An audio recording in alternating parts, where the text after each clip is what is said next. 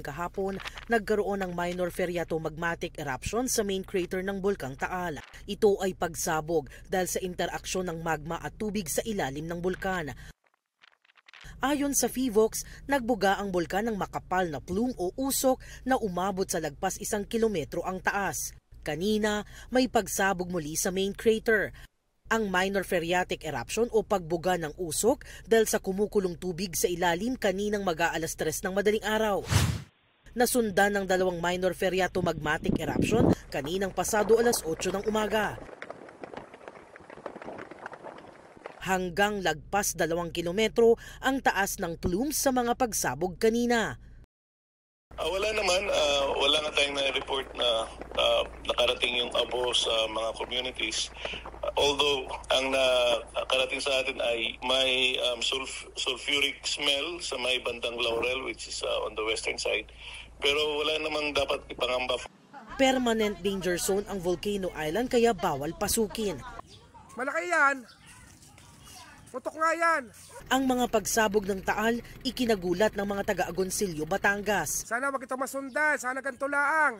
Kahit sanay na raw sila sa pagputok ng bulkan nitong mga nakarang araw, pansin nilang mas malakas ang pagsabog kanina kasabay ng maitim at makapal na usok. Para siya pong drum na dalawang magkasunod rin po yung tinaas ng ashfall. May kasamang abo ang pag-ulan doon kanina, nangamoy sulfur o asupre rin. Ayon sa alkalde ng Agoncillo, normal na muli ang sitwasyon doon. Wala ring abiso ng pagpapalikas. Malakas Nagulat din ang mga residente sa iba pang bahagi ng bayan ng Talisay.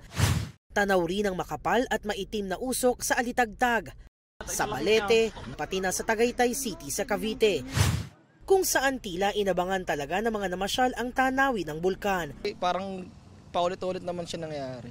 Tsaka din naman ganun yata kalakas. Nabalitaan namin pumuputok. Sanay na naman po kami sa ganun na parang sumisingaw lang po siya. Ang iba naman nasa Tagaytay na nang malaman ang aktibidad ng bulkan. Hindi namin alam Ito lang, nakita naman namin, hindi okay lang naman. Kanina ko nga lang po nalaman nung kumakain kami. Ayon sa PHIVOLCS, di tulad noong 2024, mas kaunti ang mga pagbuga ng Taal ngayong taon. Patuloy nilang minomonitor ang Taal Volcano na nasa alert level 1 pa rin. In October din last year, there were 36 events in 1 month.